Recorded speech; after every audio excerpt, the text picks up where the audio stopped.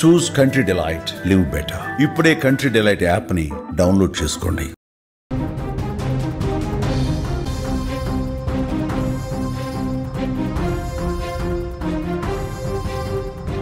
Big breaking news చూస్తున్నాం. మంత్రులకు CM Revanth Reddy class పీకారు. మొదటిసారి మంత్రుల మీద తీవ్ర అసంతృప్తి వ్యక్తం చేశారు Revanth Reddy. PCC political affairs committee మీటింగ్లోనే చురకలంటించారు. మంత్రుల పనితీరు సక్రమంగా లేదు, మార్చుకోండి అంటూ ఆయన కొంత అసహనాన్ని ప్రదర్శించిన పరిస్థితుంది. స్థానిక సంస్థల ఎన్నికలపై ఈ ప్రభావం తప్పకుండా ఉంటుంది అంటూ మీనాక్షి నటరాజన్ ముందే కుండ బద్దలు కొట్టినట్టు రేవంత్ రెడ్డి స్పష్టంగా చెప్పారు. ఇకపై రేవంత్ 2.0ని చూడబోతున్నారంటూ ప్రస్తుతం ఆయన చేసినటువంటి ఆ కామెంట్స్ కావచ్చు, అసంతృప్తి వెలగక్కిన విధానం కావచ్చు, ఇక నుంచి రేవంత్ రెడ్డి చాలా సీరియస్గా ముందుకెళ్లే అవకాశం చాలా స్పష్టంగా కనిపిస్తుంది. ఎందుకంటే 10 సంవత్సరాల పాటు రాష్ట్రంలో కాంగ్రెస్ ప్రభుత్వమే ఉండాలి, ఆ విధంగా మన పనితీరు ఉండాలి అంటూ ఆయన మాట్లాడినటువంటి నేపథ్యం ఉంది.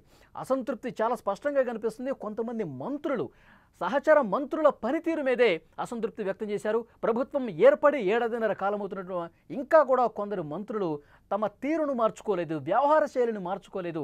ఇదే విధంగా ఉంటే గనక పార్టీకి ఇబ్బంది కలుగుతుంది, ఇకనైనా మారండి, మార్చుకోండి అంటూ రేవంత్ రెడ్డి చెప్పినటువంటి పరిస్థితి ఉంది. ఇలా అయితే స్థానిక సంస్థల ఎన్నికల మీద ఆ ఫలితాల మీద తప్పకుండా ప్రభావం ఉంటుంది అంటూ కొంత సీరియస్గానే హెచ్చరిక పాస్ చేశారు. గాంధీ భవన్లో జరిగిన పిసిసి పొలిటికల్ అఫైర్స్ కమిటీ సమావేశం ఇదే విధంగా జరిగింది. తెలంగాణ కాంగ్రెస్ వ్యవహారాల ఇన్ఛార్జిగా ఉన్న మీనాక్షి నటరాజన్ ముందే పిసిసి అధ్యక్షుడు మహేష్ గౌడ్, అలాగే రేవంత్ రెడ్డి గారు, మంత్రులు, ఎంపీలు, ఎమ్మెల్యేలు అందరూ కూడా ఈ సమావేశంలో ఉన్నారు. ఈ సమావేశం సాక్షిగా కుండ బద్దలు కొట్టినట్టు ఇలా ఉంటే మనకి కష్టమవుతుంది, వచ్చే ఎన్నికల్లో కూడా మనం గెలవాలి అంటే గనక ఒళ్ళు వంచి పని చేయాలి. అసంతృప్తులు ప్రతి ప్రభుత్వంలో సహజంగానే ఉంటారు, కానీ వాళ్ళకి కష్టపడి పనిచేస్తే మరొకసారి అవకాశం ఉంటుంది. దాన్ని దృష్టిలో పెట్టుకుని పార్టీ బలోపేతానికి కృషి చేయాలి. స్థానిక సంస్థలు కావచ్చు, ఆ తర్వాత వచ్చే ప్రతి ఎన్నికల్లో కూడా కాంగ్రెస్ పార్టీ విజయం దిశగా ముందుకు పోవాలంటే మన తీరు మార్చుకోవాల్సిందే అంటూ చాలా ఖరాఖండిగా చెప్పినటువంటి పరిస్థితి ఉంది. సో రేవంత్ రెడ్డి నిన్న మీటింగ్లో మాట్లాడిన విషయాలకు సంబంధించి మరింత ఇన్ఫర్మేషన్ తీసుకునే ప్రయత్నం చేద్దాం. సో న్యూస్ రూమ్ నుంచి సీనియర్ జర్నలిస్ట్ విజయ్ లైవ్లో సిద్ధంగా ఉన్నారు. ఎస్ విజయ్, రేవంత్ రెడ్డి ఇంతకు ముందు ఎప్పుడు కూడా ఈ స్థాయిలో సహచర మంత్రుల మీద మాట్లాడిన పరిస్థితి ఉంది. ఇక నుంచి చాలా జాగ్రత్తగా ఉండాలి, కష్టించి పనిచేయాలి అని మాట్లాడారు. అంటే అసంతృప్తి స్థాయిలు అనేవి ఆయనకి అర్థమైపోయిందా? పార్టీలో ప్రస్తుత పరిస్థితి ఏంటనేది కూడా ఒక రిపోర్ట్ ఆయనకి చేరిందని భావించాలా? ఎట్లా చూస్తారు ఈ కామెంట్స్? ఎస్, మళ్ళీ మీరు చెప్పినట్టుగా తెలంగాణ ప్రభుత్వంలో, ముఖ్యంగా పార్టీలో కూడా కాంగ్రెస్ ప్రభుత్వంలో రేవంత్ రెడ్డి తన మార్కును మరొకసారి ప్రూవ్ చేసుకునేటువంటి ప్రయత్నం చేస్తున్నారు. నిన్న జరిగినటువంటి గాంధీ భవన్లో జరిగిన పొలిటికల్ అఫైర్స్ కమిటీలో సంబంధించినటువంటి ఈ సమావేశంలో చాలా కీలకంగా మాట్లాడారు. ఆయన అనేక విషయాల గురించి ఆయన చర్చించారు. ముఖ్యంగా పార్టీ ఇప్పుడు అధికారంలోకి రావడానికి ప్రధాన కారణం పార్టీకి సంబంధించినటువంటి కార్యకర్తలు కష్టపడి పనిచేశారు. కష్టపడి పనిచేసిన వారికి సరైనటువంటి గుర్తింపునిచ్చేటువంటి పార్టీగా కాంగ్రెస్ పార్టీ తీసుకురావాలి. సో అందుకే పార్టీ కోసం పనిచేసే వాళ్ళకే ఇక పదవులు ఉంటాయి.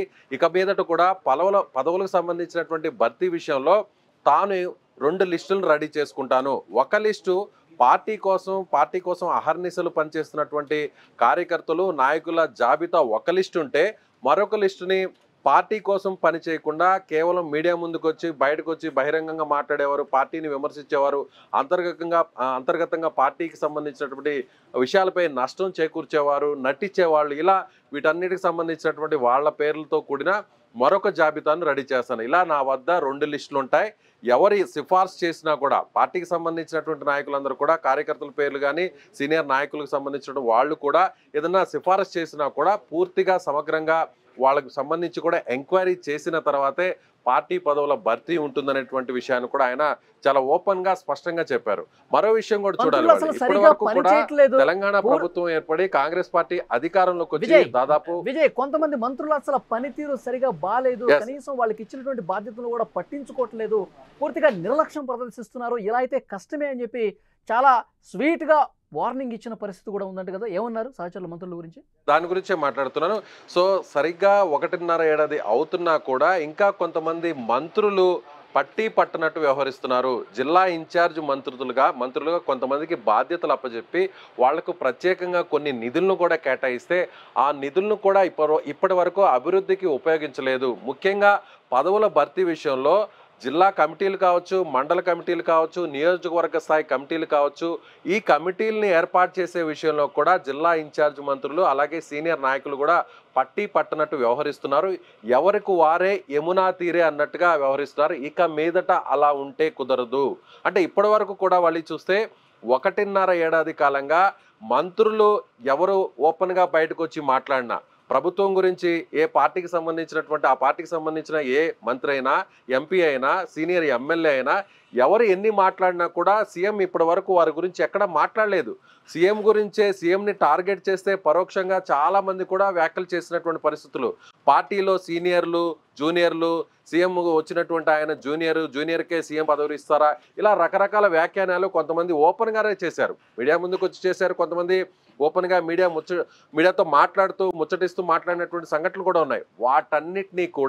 వీటన్నిటికీ ఒకే ఒక సమాధానాన్ని కుండబద్దలు కొట్టినట్టు చెప్పారు రేవంత్ రెడ్డి. అది కూడా కాంగ్రెస్ పార్టీకి సంబంధించినటువంటి ఏఐసిసి వ్యవహారాల ఇన్ఛార్జ్ మీనాక్షి నటరాజన్ ముందే ఆయన చాలా ఓపెన్గా చెప్పారు. ఇలా ఉంటే పట్టి పట్టనట్టు వ్యవహరిస్తే, మంత్రులు ఇలాగే ఉంటే మాత్రం 2028లో మళ్ళీ కాంగ్రెస్ పార్టీ అధికారంలోకి రావడం చాలా కష్టం, ఎన్నికలకు వెళ్ళడం చాలా కష్టం అంటూ కూడా చెప్పారు.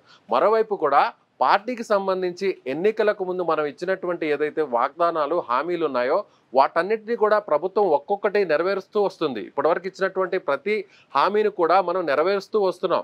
పార్టీకి సంబంధించినటువంటి ఒక మంచి పేరు తీసుకొచ్చేటువంటి ప్రయత్నాన్ని చేయాల్సినటువంటి మంత్రులు, సీనియర్ ఎమ్మెల్యేలు, ఎంపీలు అలా పట్టనట్టు ఉండడం వల్ల రాబోయేటువంటి స్థానిక సంస్థల ఎన్నికల మీద కూడా పార్టీ మీద ప్రభావం చూపుతాయి, ఫలితాల మీద ప్రభావం చూపుతాయి. కాబట్టి అందరూ కూడా ఖచ్చితంగా బాధ్యతగా వ్యవహరించాలి. ఇలా ఉండకపోతే మాత్రం ఇక మీదట కష్టం అనేటువంటి విషయాన్ని కూడా రేవంత్ రెడ్డి చెప్పిన విషయం. ఎవరైతే మంత్రి పదవులు దక్కని వాళ్ళు ఉంటారో వాళ్ళ వ్యవహార శైలి తీవ్రంగా చర్చనీయాంశమవుతుంది. కొంతమంది ఇతరుల చేత పెద్ద ఎత్తున నిరసన కార్యక్రమాలు చేస్తున్నారో ఆ నిరసన ఏ విధంగా ఉందంటే మితిమీరిపోతుంది. గాంధీ భవన్కి గొర్రెలను తీసుకొచ్చి నిరసన తెలపటం ఇదేం పద్ధతి అంటూ ఆగ్రహం వ్యక్తం చేసినటువంటి పరిస్థితి నటరాజు ఉన్నటువంటి మీటింగ్లోనే. ఏం చెప్తున్నారు అసంతృప్తుల గురించి ఆయన ఇంకా ఏం మాట్లాడారు? ఇటీవల గాంధీ భవన్కి కొంతమంది బీసీకి సంబంధించిన సంఘం నాయకులందరూ కూడా అక్కడ కొన్ని జంతువులను, గొర్రెలను పెద్ద స్థాయిలో తీసుకొచ్చి పార్టీ కార్యాలయం ముందు ఏకంగా నిరసన తెలిపారు. అంటే బీసీలకు పార్టీలోనూ ముఖ్యంగా ప్రభుత్వంలో కూడా సరైనటువంటి ప్రాధాన్యత కల్పించడం లేదంటూ కూడా అక్కడ యాదవ సంఘానికి సంబంధించినటువంటి కొంతమంది నాయకులు, గొల్ల, కురుమకు సంబంధించినటువంటి ఈ కులాలకు సంబంధించినటువంటి వారికి పార్టీలోనూ ముఖ్యంగా మంత్రివర్గంలో కూడా ప్రాతినిధ్యం కల్పించలేదంటూ కూడా ఒక పెద్ద ఎత్తున నిరసన తెలిపినటువంటి విషయం తెలిసిందే. ఆ వీడియోలన్నీ కూడా సోషల్ మీడియాలో కూడా వైరల్ అయ్యాయి. దాని విషయాన్ని కూడా ప్రస్తావించారు ఇక్కడ ముఖ్యమంత్రి రేవంత్ రెడ్డి. ఎందుకంటే ఇలా పార్టీ కార్యాలయంలోకి వచ్చి, పార్టీ కార్యాలయం ముందుకు వచ్చి ఈ విధంగా నిరసన తెలిపితే మాత్రం ఇక మీద ఉపేక్షించాం, అది ఏ స్థాయి వ్యక్తి అయినా సరే ఖచ్చితంగా వాళ్ళ మీద క్రమశిక్షణ చర్యలు ఉంటాయంటూ కూడా ముఖ్యమంత్రి ఈ సందర్భంగా నిన్న చెప్పారు. ఆయన మెయిన్ ఒకటే విషయాన్ని చెప్తున్నారు. అంటే పార్టీలో ఇప్పటి వరకు ఎవరెలా వ్యవహరించినా ఈ రోజు వరకు పట్టించుకోలేదు. ఇక మీదట అందరం సమిష్టిగా బాధ్యతాయుతంగా పనిచేయాలి. అలా పనిచేస్తేనే పార్టీకి, ప్రభుత్వానికి, ప్రజల్లో మంచి పేరు వస్తుంది.